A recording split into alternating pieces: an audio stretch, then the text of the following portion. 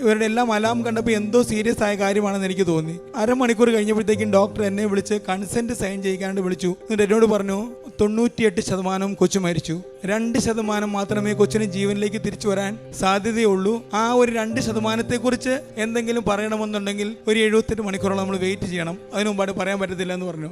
അപ്പം അവിടെയുള്ളൊരു നേഴ്സ് എൻ്റെ അടുത്ത് വന്നു. ഞാൻ ഇതിനു മുൻപ് ശരിക്കും പറഞ്ഞാൽ കൃപാസന പത്രം പലപ്പോഴും എനിക്ക് കിട്ടിയെങ്കിലും ഒരിക്കൽ പോലും തുറന്നു വായിച്ചിട്ടോ വിശ്വസിച്ചിട്ടോ ഇല്ലായിരുന്നു. ആ ഒരു നേഴ്സ് എൻ്റെ അടുത്ത് വന്നിട്ട് പറഞ്ഞു, മാത്യു, എനിക്ക് നിന്നെ അറിയാം, അതുകൊണ്ട് ഞാൻ നിന്റെ അടുത്ത് പറയുകയാണ്, എൻ്റെ അടുത്ത് കൃപാസനത്തിൽ നിന്ന് കൊണ്ടുവന്ന ഉപ്പുണ്ട്, ആ ഉപ്പ് ഞാൻ ഇത്ര കലക്കി കൊച്ചിന് കൊടുത്തോട്ടെ എന്ന് ചോദിച്ചു. ഈ കൃപാസനത്തിലെ ഉപ്പ് കലക്കി കൊച്ചിന് കൊടുത്തു. കൊച്ചിന് അതുവരെ കൊച്ചിന്റെ റെസ്പിറേഷൻ എല്ലാം കുറഞ്ഞുകൊണ്ടിരിക്കുന്നു, ഓക്സിജൻ റേറ്റ് കുറഞ്ഞുകൊണ്ടിരിക്കുന്നു, ഓർഗൻ ഫെയിലിയർ ആയിക്കൊണ്ടിരിക്കുന്നു, കൊച്ച് റെസ്പോണ്ട് ചെയ്യുന്നില്ല. അതെന്ന് പറഞ്ഞ കൊച്ച് ഡോക്ടർ ഒരു 5 മിനിറ്റ് കഴിഞ്ഞ് വന്നപ്പോൾ എൻ്റെ അടുത്ത് കൊണ്ട് പറഞ്ഞു, wait, there is some more hope. എന്തൊക്കെയോ പ്രതീക്ഷകൾ വരുന്നുണ്ട്. കൊച്ചു ചെറുതായിട്ട് റെസ്പോണ്ട് ചെയ്ത് തുടങ്ങിയെന്ന് പറയുന്നു. പിന്നീട് അങ്ങോട്ട് കൊച്ചിന്റെ അവസ്ഥ മോശമാകുന്നത് നിന്നു. പിന്നീട് അങ്ങോട്ട് കൊച്ചിന്റെ അവസ്ഥ നന്നായി തുടങ്ങി. 11 ദിവസം വെന്റിലേറ്ററിലായിരുന്നു. ഡോക്ടേഴ്സിന് അന്നും ഇന്നും മനസ്സിലായിട്ടില്ല എന്തും മെഡിസിൻ ആണ് കൊടുത്തത്. ഡോക്ടേഴ്സ് ഞങ്ങളുടെ അടുത്ത് വന്നിട്ട് ഒത്തിരി പ്രാവശ്യം ചോദിച്ചു, നിങ്ങൾ കൊച്ചിന് എന്ത് മെഡിസിൻ ആണ് കൊടുത്തത്? കാരണം ഡോക്ടേഴ്സ് ഓൾമോസ്റ്റ് 8ഓളം ആന്റിബയോട്ടിക്, അതിലധികം മെഡിസിൻസ് എല്ലാം കൊച്ചിന് കൊടുത്തോണ്ടിരിക്കുകയായിരുന്നു. പക്ഷെ ഈ ഒരു മെഡിസിൻസ് റെസ്പോണ്ട് ചെയ്യാതിരിക്കുമ്പോഴാണ് ഞങ്ങൾ ഈ കൃപാസനത്തിലെ ഉപ്പ് കലക്കി വെള്ളം കൊടുത്ത്